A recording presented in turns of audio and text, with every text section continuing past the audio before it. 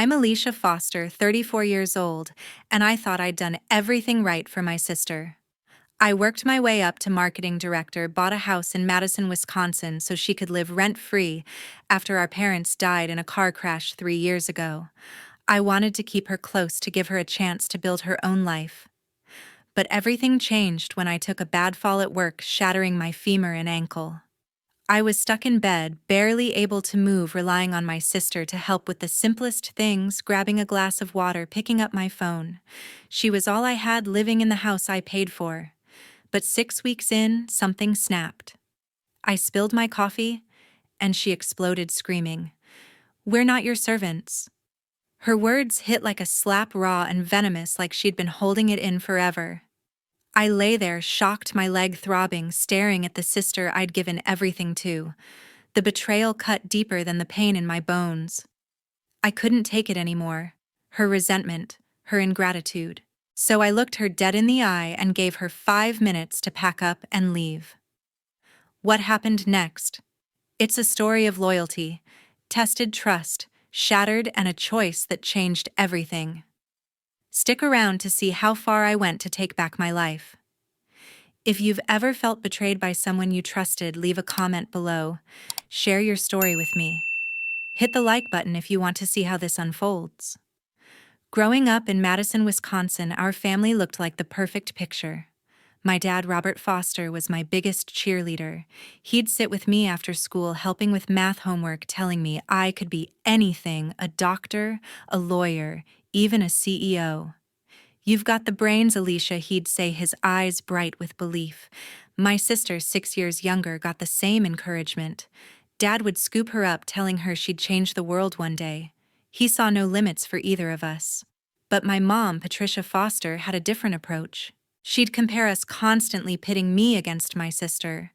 "Why can't you be more like Alicia?" she'd snap when Brooke struggled with her grades. Or she'd turn to me, "Your sister's so creative. You're too serious." It stung, but I brushed it off, determined to prove myself. Those comparisons planted seeds of tension, though I didn't see it then. Dad worked as a high school teacher, Mom as a bank teller. We weren't rich, but we had a comfortable life in our modest 2-story home. I'd spend evenings helping Brooke with her spelling, trying to be the big sister she could look up to. She'd giggle, her pigtails bouncing, and I'd feel like I was doing something right. But Mom's words always lingered, making Brooke feel like she was never enough. I think that's where it started, the resentment I'd only understand years later. When I was 31, everything changed. A drunk driver took both my parents in a single devastating crash. I got the call late at night, my hands shaking as I listened to the officer's voice. Brooke was 25, just starting out, working part-time at a clothing store. She was shattered, barely able to get out of bed for weeks. I stepped up, not just as her sister, but as the one who had to hold it together.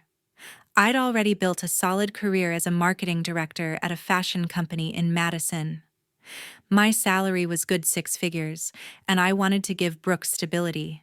So I bought a house, a 3-bedroom place in the suburbs for us to share. It cost me $100,000 as a down payment, with a mortgage I could handle. The house was modern, with enough space for Brooke to have her own room, a guest room for friends, and a cozy office for me. I told her she could live there rent-free, no strings attached, to help her get on her feet. Brooke moved in grateful at first. She'd hug me, promising to make it up someday. I believed her. I thought we were a team rebuilding after losing Mom and Dad. My job kept me busy: long hours, client meetings, campaign deadlines, but I made sure Brooke had everything she needed. Her retail job barely covered her bills, so I paid for utilities, groceries, even her phone plan.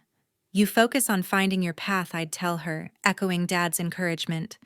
She'd nod, but sometimes I caught a flicker of something in her eyes, envy maybe, or frustration. I ignored it, chalking it up to grief. Looking back, I should have paid more attention. Mom's comparisons had left scars, and Brooke was carrying them in ways I couldn't see. I thought giving her a home would bring us closer, like Dad always wanted. But those early tensions, the ones I brushed off as a kid, were simmering beneath the surface, waiting to boil over. I kept working, kept paying, kept hoping Brooke would find her way. I didn't know how wrong I was about her, or how much I'd sacrificed for someone who'd turn on me when I needed her most. Everything fell apart on a Tuesday afternoon at the company office. I was rushing down the stairs to a client meeting, heels clicking, mind racing with the next campaign pitch. I don't know what happened, a loose step, a moment of distraction, but my foot slipped, and I tumbled, my body slamming against the metal railing. Pain ripped through my leg like a bolt of fire. I tried to stand, but my right leg buckled and I collapsed, gasping for breath. Coworkers crowded around, their voices a frantic hum as someone called for help. At the hospital, Dr. Patricia Walsh, an orthopedic surgeon, broke the news: a fractured femur and a shattered ankle. "You're looking at 3 to 4 months of recovery," Dr. Walsh said, her tone calm but firm. "You'll be bedbound for at least 6 weeks, maybe more." My head spun, struggling to grasp the idea of being trapped in the house I'd worked so hard to buy. Back home, Brooke stepped up, or so I thought. She agreed to help, moving her things into the living room to stay close. "I've got you," Brooke said, her voice soft, but her smile strained, propping pillows under my leg. I felt a flicker of gratitude, though something in her eyes seemed off. My bedroom became my entire world, the 4 walls closing in as I adjusted to this new reality. I couldn't walk, couldn't shower without help, couldn't even grab a glass of water on my own. The pain meds dulled my senses, but I had a job to do. I set up my laptop on a tray, joining virtual meetings, answering emails, tweaking ad campaigns from bed. My boss was supportive, but I felt the pressure to keep up, to prove I wasn't falling behind. Brooke was there every day, bringing meals, shifting my position, picking up my phone when it slid off the bed. But by the second week, I noticed a change. Brooke's sighs grew heavier when I asked for help. Her movements sharp, like she was annoyed. "Can you grab my charger?" I'd ask, and Brooke would roll her eyes before walking away. Once, when I spilled water on the sheets, Brooke snapped, "You need to be more careful." Her words weren't cruel, not yet, but they carried an edge I hadn't expected. I told myself she was stressed, balancing her retail job and taking care of me. I didn't want to seem ungrateful, not after paying for the house, the utilities, everything to keep Brooke afloat. But the tension was there, like a crack in a dam, growing wider each day. I kept pushing through, diving into work to escape the pain and Brooke's attitude. Late one night during a client call, I overheard Brooke on the phone in the next room, her voice low but sharp. "It's exhausting doing everything for her," Brooke said. My heart sank, fingers freezing on the keyboard. Was I already a burden? I tried to brush it off, thinking Brooke was just venting after a tough day. But deep down, I knew something was wrong. The sister I'd given everything to was pulling away, and I was too weak to confront it. All I could do was lie there, trapped in my own body, hoping things would get better. By the 3rd week, I noticed Brooke had changed. The small acts of care, bringing me meals, adjusting my pillows, started to feel like burdens to her. Her patience, already thin, frayed completely. When I asked for a glass of water, Brooke would huff, her lips tightening as she turned away. "I'm not your maid," she muttered once, barely loud enough for me to hear, as she set a bottle on the nightstand with a thud. I bit my tongue, not wanting to start a fight while stuck in bed, my leg throbbing under the cast. But her refusals grew bolder. One morning, I asked for my pain meds, and Brooke just stared, arms crossed. "Can't you reach them yourself?" she said, pointing to the bottle barely out of my grasp. I forced a weak smile, hoping to ease the tension, but inside, I was reeling. How could Brooke act like this when I'd paid for the roof over her head? Late one evening, I overheard something that cut deeper than her words. I was propped up in bed, trying to focus on a work email, when Brooke's voice drifted through the wall. She was on the phone, pacing in the living room, talking to her friend Monica. "It's like I'm her servant." Brooke said, her tone sharp with frustration. "She's such a burden, always needing something." My breath caught in my throat. A burden? I'd given Brooke everything: a house, no rent, no bills. And now she was calling me that. I clutched the bedsheets, my heart pounding, trying to make sense of her resentment. She didn't know I could hear her, but those words burned into me, each one a betrayal of everything I'd done for her. The shock lingered for days, eating away at me. I started noticing more Brooke's clipped responses, the way she'd leave my tray of food just out of reach, like she was testing me. I felt trapped, not just by my broken body, but by the growing distance between us. I kept quiet, too proud to confront her, too weak to push back. But the hurt festered, and I started questioning everything. Was Brooke always this resentful? Or had I been blind to it? I thought back to our childhood, wondering if Mom's comparisons had left deeper scars than I'd realized. But I couldn't dwell on it. Every ounce of energy went to surviving each day, managing work, and pretending everything was fine. Then Wendy, my best friend since college, came to visit. She walked into the bedroom, her warm smile fading as she took in the tension. Brooke was in the kitchen, slamming cabinets louder than necessary, and I was struggling to sit up, wincing from the effort. Wendy pulled a chair close, her eyes narrowing. "Something's off," she said quietly, glancing toward the door. She'd always been perceptive, picking up on things I tried to ignore. I hesitated, then told her about Brooke's attitude. The eye rolls, the muttering. I didn't mention the phone call. I was too ashamed to repeat those words. Wendy listened, her face serious. "You need to watch her," she warned. "She's not acting like family. Be careful, Alicia." Her words hit hard, stirring a fear I hadn't wanted to face. Brooke wasn't just stressed, she was resentful, and I was starting to wonder what she was capable of. 6 weeks after the accident, everything exploded on a Thursday morning. I was propped up in bed, balancing a mug of coffee while trying to answer a work email. My hands, still shaky from the pain meds, slipped, and the mug tipped over, spilling coffee across the sheets. I froze, hoping Brooke wouldn't notice, but she was already in the doorway, her face twisted with irritation. "We're not your servants," she yelled, her voice sharp enough to cut through the morning quiet. I stared, stunned, as she stood there, arms crossed, refusing to help. "Clean it up yourself?" she snapped, turning away. The words hit like a punch, echoing the resentment I'd sensed building. My chest tightened with hurt, but anger surged hotter. I'd given Brooke a home, paid every bill, and now she couldn't even grab a towel. I couldn't hold back anymore. "You have 5 minutes to pack your things and leave," I said, my voice low but steady, despite the pain pulsing in my leg. Brooke spun around, her eyes wide with shock. "What did you say?" she demanded, stepping closer.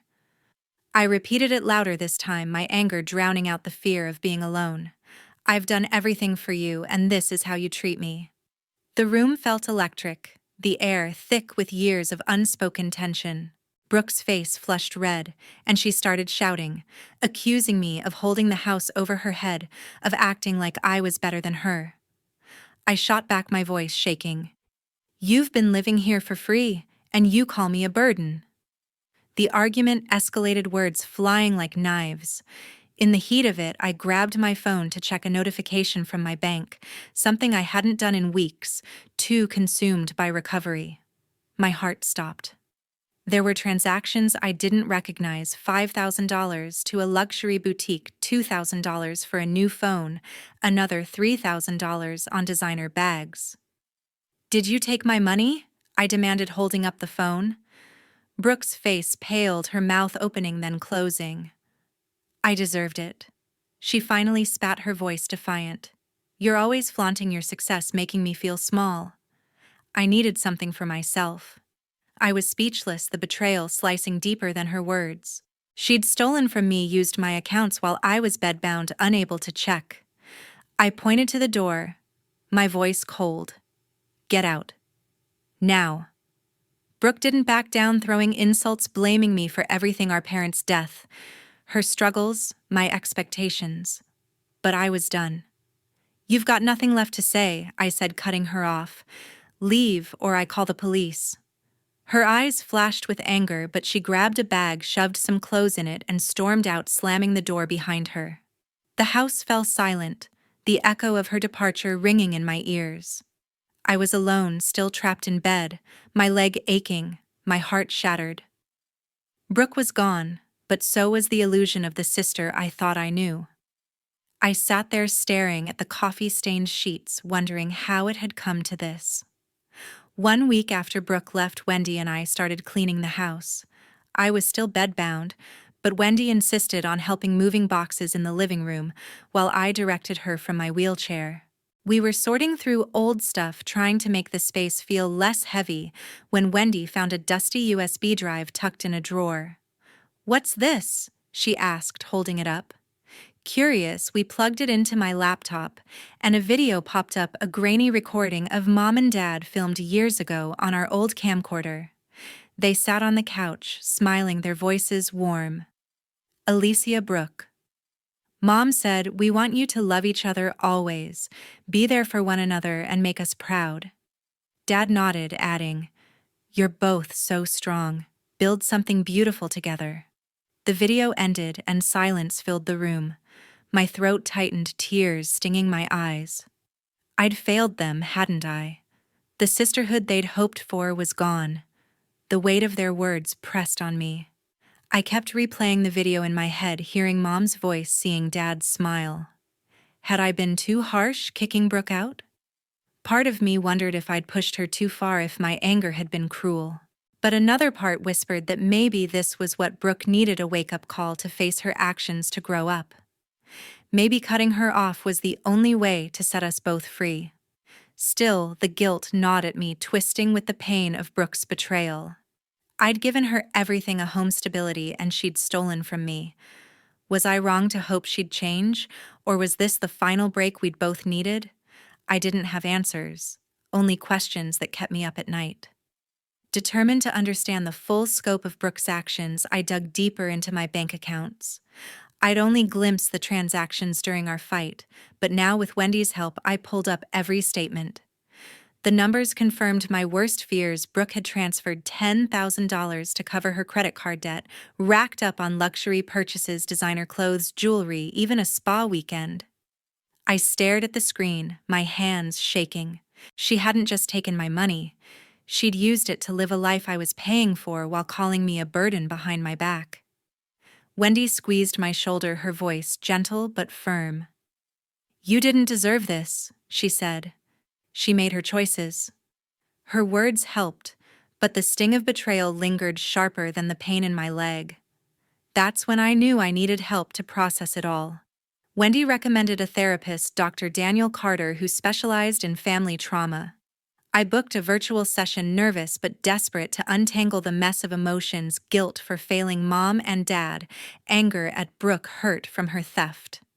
Dr. Carter listened as I poured out the story, his calm presence grounding me. "You're carrying a lot," he said, his voice steady. "It's okay to feel guilty, but you didn't break this bond alone. Brooke's actions have consequences." He suggested journaling to sort through my thoughts, to rebuild my sense of self. I left the session feeling lighter, not healed, but hopeful. Brooke was gone, and the truth was out. Now I had to figure out who I was without her shadow. I decided to take action right after uncovering the truth. Brooke's betrayal, stealing $10,000 from my account, couldn't go unanswered. I contacted my bank, my hands trembling as I explained the unauthorized transactions. The representative was thorough, pulling up records of the transfers to Brooke's credit card for luxury purchases. "We'll file a fraud report," she said, her voice professional but empathetic. This could impact her credit significantly. I hesitated, a flicker of guilt surfacing. Mom and Dad's faces from the video flashed in my mind, their plea for us to stay united. But Brooke had crossed a line. I nodded, giving the go-ahead. Days later, I learned the bank had frozen Brooke's accounts and flagged her credit, leaving her to face the consequences of her actions. She'd have to figure out how to survive on her own without my safety net. With Brooke gone, I couldn't manage alone, still confined to a wheelchair with my leg in a cast. Wendy connected me with Pamela Morgan, a home care nurse with a warm smile and steady hands. Pamela arrived the next week, helping me with daily tasks: bathing, dressing, getting to the bathroom, things Brooke had begrudged. "You're doing great," Pamela said one morning, adjusting my leg brace with care. Her kindness eased the sting of being dependent, but I knew I needed to push forward physically. My doctor referred me to Jason Reed, a physical therapist who specialized in post-fracture recovery. Jason's sessions were grueling, guiding me through exercises to rebuild strength in my leg. Small steps, he'd say, steadying me as I gripped the parallel bars, sweat beading on my forehead. Each session was a reminder of how far I had to go, but also how far I'd come. Wendy became my anchor through it all. She stopped by almost daily, helping me reorganize the house to make it more accessible, moving furniture, setting up a ramp, even sorting through old papers Brooke had left scattered. One evening, as we sat with takeout pizza, Wendy looked at me, her eyes serious. "You've been carrying Brooke for too long," she said. "It's time to focus on you. Your health, your career, your peace." Her words hit hard, cutting through the fog of guilt and hurt. She was right. I'd spent years putting Brooke's needs above my own, thinking it was my duty as the older sister. Wendy pushed me to set new routines, morning stretches with Pamela, work-from-home schedules, even small moments like reading a book, without worrying about Brooke's chaos. Slowly, I started feeling like myself again, not just a caretaker. The hardest truth came in quiet moments when I realized I couldn't save my relationship with Brooke. I'd tried for years, paying her bills, giving her a home, hoping she'd grow into the sister Mom and Dad wanted her to be. But her actions, stealing, lying, blaming me, showed she wasn't ready to change. I thought about calling her, maybe offering one last chance.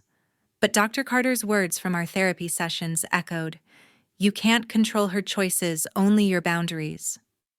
I pictured Brooke out there struggling without my support, and part of me ached for her. But I'd given enough. Letting her go wasn't just about protecting myself. It was about accepting that some bonds, even family, can't be forced. I turned my focus inward, determined to rebuild my life one painful step at a time. 6 months later, I stood in the backyard of the house for the last time. The for sale sign was already up, the grass neatly trimmed for the open house. I decided to let go of the place that held so many memories, some warm, most painful. The house was too big for me, alone, too heavy with the weight of Brooke's betrayal. I signed the papers with a realtor and bought a small apartment in downtown Madison, closer to my office, closer to a fresh start. The new place had high windows, a cozy balcony, and just enough space for me to rebuild my life without the echoes of the past. Moving day was bittersweet, but as I unpacked boxes in my new home, I felt a lightness I hadn't known in years. I hadn't spoken to Brooke since she stormed out, and I made the choice to keep it that way. No texts, no calls, no attempts to reconcile. I'd heard through a mutual friend that she was struggling, working extra shifts at her retail job to cover her debts after the bank flagged her credit. Part of me wanted to reach out to see if she'd changed, but I stopped myself. Dr. Carter's words stayed with me. You can't force someone to respect you.